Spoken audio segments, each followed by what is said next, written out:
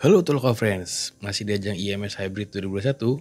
Kali ini kami akan membahas atau ngobrol-ngobrol dengan para asratu SPG di ajang pameran tahunan ini. Seperti apa sih curhatan mereka? Simak video ini sampai habis.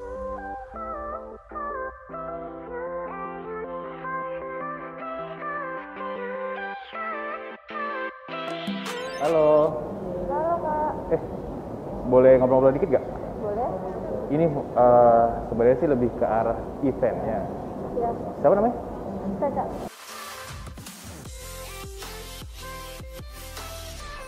Nah, menurut Caca, si IMS Hybrid ini seperti apa sih? Menurut aku ya, Ah, menurut aku DMS Hybrid itu salah satu pameran mobil yang besar sih kalau menurut aku ya. Apalagi ini pertama kali diselenggarakan setelah pandemi kemarin. benar. Jadi setelah absen 1 tahun, akhirnya ada event offline lagi. Nah, menurut Caca sendiri, udah berapa kali sih ikut event otomotif kayak gini? Udah sering. Nah, keluh kesahnya itu seperti apa sih? Kalau kesah sebenarnya sih kalau kesah nggak ada ya, sama aja semua. Cuma mungkin kalau untuk pameran sekarang ini mungkin lebih beda karena diselenggarakan di saat sedang COVID. Oh, Jadi mungkin itu ya banyak suka dukanya sih kayaknya. iya. Nah, biasanya tuh si Asar itu biasanya sering digoda-goda pengunjung, itu udah biasa banget kali ya. Udah biasa banget. Nah, itu cara menanganinnya seperti apa sih? Kalau misalkan ya ada pengunjung yang iseng atau ntar foto-foto atau minta nomor handphone. Kalau sebenarnya nggak masalah ya. Hmm. Cuma kalau untuk sampai yang megang-megang atau minta nomor telepon mungkin akan kita tolak. Oh, ada yang kayak gitu ya, sampai seperti itu. Ada Oh, wah berarti lumayan ya, godaannya berat banget ya. banget. Nah, mau nanya dikit dong. Ini sekarang kan di DFSK ya. Kira-kira produk apa yang Caca suka dari produk-produk di DFSK? Yang aku suka Glory i Auto. Kenapa? Suka aja modelnya luxury. Luxury ya. Kalau dikasih, mau gak? Siapa yang mau kasih? Ya siapa tahu kan gak ada yang tahu. Ya kalau kasih sih mau aja. Mau aja ya. Enaknya buat dipakai ke mall, ke gunung, perkotaan. Kalau karena aku suka traveling jadi kemana aja sih. Oh, hobinya traveling. Udah. Aku suka jalan-jalan kemana aja sih kalau aku. Oh, oke deh kalau gitu. Kalau boleh tahu sedikit nih. Event otomotif itu kan terkenal dengan fee yang besar, yang wah gitu. Terus juga sama fasilitas yang ABC gitu. Menurut Caca sendiri gimana sih menggambarkan itu? Untuk dari sisi asetnya. Kayak dari fee-nya oke, terus dari fasilitasnya juga oke. Sebenarnya kalau fee sama fasilitas itu tergantung dari brand-brandnya ya. Jadi nggak semua pas lagi pameran semua menyiapkan fee sama fasilitas yang sama sih sebenarnya. Kalau menurut aku ya. Oke deh, sip. Thank you ya. Thank you. Sampai ketemu lagi.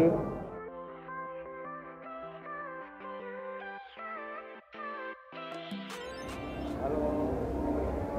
Siapa namanya? Evita.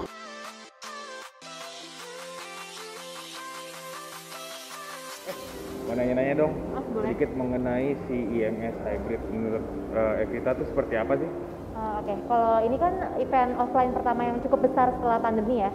Menurut aku ini karena kita bisa akses secara offline dan juga online, bagus sih karena beberapa orang kan mungkin masih parno nih sama untuk datang ke event offline seperti ini. Jadi kalau misalkan tetap mau lihat inovasi dari mobil terbaru bisa akses secara online, tapi kalau misalkan mau lihat secara langsung juga ada offline-nya gitu. Nah, tapi sebelum ikut di IMS Hybrid ini pernah nggak sih ada pengalaman-pengalaman di event-event serupa gitu? Oke, kebetulan aku memang rutin ikutan acara IMS sama Gias sih. Jadi berarti terakhir aku ikutan Gias 2 tahun lalu karena kan tahun kemarin benar-benar kosong ya. Iya. Nah, apa jaga di guling ya? Sebenarnya buat kamu sendiri IMS ini seperti apa sih? Jadi sebenarnya kalau aku lihat ini ngomong IMS sedikit lagi ya. Kalau IMS tahun ini kan trafficnya memang agak menurun dibanding tahun-tahun sebelumnya. Tapi hebatnya menurut aku traffic di Butwilling ini sendiri masih tinggi karena banyak banget yang tertarik sama Almas RS ini. Ini adalah produk terbaru dari Wuling, di mana dia punya fitur baru yang lebih canggih dari sebelumnya. Fiturnya udah boleh aku jelasin sekarang apa nanti? Boleh. Nah, Almas RS ini bedanya adalah ada namanya fitur IOV. Itu adalah Internet of Vehicle, di mana kita tuh bisa mengakses beberapa action cukup dari satu handphone aja. Terakhir nih, keluh kesahnya tuh selama ikut pameran seperti ini tuh apa sih? Di MS yang ini atau gimana? Ya di semua pameran yang berbau otomotif lah. Oke.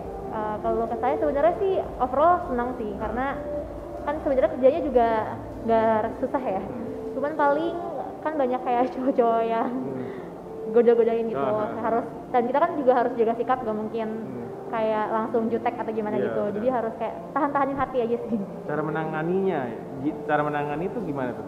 Ya entah mungkin, tapi nggak mungkin jutek juga dong. Iya, nggak mungkin jutek sih. Jadi paling kita lihat batasannya. Misalkan kalau misalkan emang cuma mau nanya-nanya produk, ya kita jawab setahu kita. Kalau misalkan udah menjurus ke hal yang pribadi nih kayak nomor handphone, sosial media, kita bisa bilang baik-baik sih kayak maaf Pak, kalau di sini kita share ya juga memang nggak boleh memberikan data pribadi gitu. Nah, harapannya dari event seperti ini tuh apa? Semoga pandemi cepat berlalu. Jadi event-event kayak gini bakal terus ada tahun-tahun ke depannya tanpa menggunakan masker sama sarung tangan karena lumayan engap ya. Iya benar-benar, apalagi harus berdiri lama ya. Benar. Sama biar normal lah kayak balik ke dulu. Kalau boleh tahu sedikit, tahu saya kan event-event otomotif ini kan fee-nya lumayan. Iya. Bisa kasih gambaran sedikit gak sih? Pokoknya wah lah ya. Pokoknya cukup lah. Oke deh, thank you ya. Oke, thank you.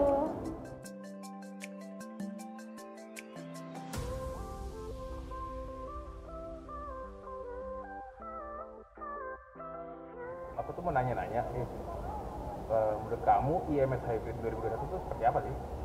Menurut aku ini kayak bagus ya untuk percobaan untuk event karena kan udah mulai new normal ya. Jadi semua yang mengikuti itu harusnya ikut dengan protokol kesehatan. Terus juga tamu-tamu yang datang kayak customer yang datang juga pasti ikutin protokol kesehatan karena ini kan kayak event pertama setelah pandemi gitu kan.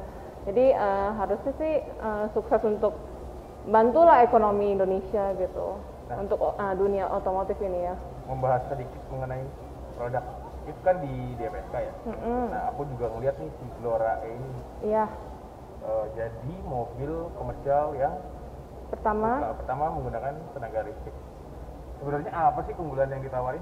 Oh jadi iya DFSK ini dia emang pertama kali ngeluncurin mobil komersial yang full 100% energi pakai elektrik gitu ya. Jadi keunggulannya yang pasti nggak usah pakai bahan bakar. Kalau dihitung ya secara liter bahan bakar itu lebih mahal daripada elektrik. Kenapa? Karena kalau di elektrik kita cuma pakai listrik rumah aja udah bisa untuk ngecasnya. Terus keunggulan yang lain itu bebas parkir nantinya. Karena diungkulin memang nantinya akan pakai listrik semua gitu kan. Terus banyak sih yang diuntungin kalau misalnya pakai mobil ini. Kabin lapang ya? Yuk lihat yuk. Oh ya boleh yuk. Kalau dilihat kabinnya luas ya? Luas banget ya. Kalau peruntukannya kira-kira cocok buat apa sih si Glora E kita ya. Glora E kita itu misalnya untuk logistik, untuk barang-barang, untuk bisnis usaha gitu, untuk sama ya, minibus dan banyak kan sama ya. Kalau minibus itu dia lebih ke passenger sih, lebih ke penumpang, dia bisa untuk transportasi umum juga. Bedanya itu aja sih. Cuman kalau minibus belum ada listriknya, full bensin aja. Kalau misalkan dia namanya di Indonesia ya kadang-kadang jalan suka banjir, itu beresiko nggak sih sekarang? Iya karena sih. Kan full listrik nih. Jadi emang Glora E ini diciptakan di Indonesia ya sebelumnya udah dilihat dulu ya kondisi jalanan kita, kondisi musim kita gimana. Jadi di baterai kita yang dipakai di Glora E ini sudah dilapisi IP7 itu emang ada kayak lapisan kayak baja gitu untuk melindungi kayak debu, banjir gitu. Jadi udah kita pikirkan sebelum kita ini sih. Katanya juga ini kan kalau baterai terisi penuh bisa jalan sampai 300 km ya? Betul, hanya 2,5 jam aja. Itu pengisiannya? Iya, dari 0% sampai 100%. Oke, mau nanya lagi, kira-kira apa sih suka dukanya ikut pameran otomotif kayak gini? Sukanya ya, kalau sukanya dulu deh. Nah, sukanya dulu ya. Kalau sukanya ini aku udah lama banget ya, aku kan memang selalu event per event gitu kan. Jadi sudah setahun lebih sih aku kayak stop gitu. Event terakhir tuh di event lain, otomotif lain gitu, itu terakhir banget sampai sekarang ada 1 tahun lebih. Kalau dukanya sih lebih sedikit ya, dukanya tuh kayak ya lebih capek sih, namanya juga kerja gitu kan, cuman masih oke gitu. Sering digoda-godain nggak sih? Goda-godain sih pasti pernah lah, cuman kita build diri sendiri aja kayak jaga image gitu, bikin image yang bagus gitu, apalagi kita bawa nama brand gitu kan. Tapi katanya kan infonya itu kalau ikut pameran otomotif itu banyak plusnya gitu, khususnya dari sisi fee-nya tuh wah gitu, itu benar nggak sih mitos itu? Untuk dari fee sendiri, dari event per event itu pengalaman aku fee memang lebih besar, cuman kita dikasih tanggung jawab lebih menguasai produk, lebih bawa nama brand dari itu sendiri gitu kan. Jadi ya gitu sih. Siap. Thank you ya. Ya, thank you. Sehat-sehat. Thank you.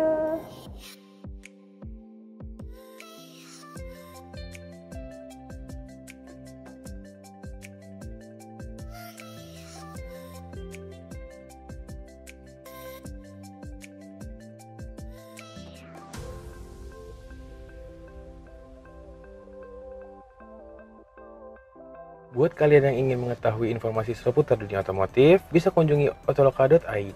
Solusi cermat beli kendaraan impian, karena ada beragam fitur menarik yang ditawarkan. Mulai dari perbandingan kendaraan, kalkulator BBM, kalkulator kredit, kalkulator asuransi, dan masih banyak informasi yang bisa kalian dapatkan di otoloka.id.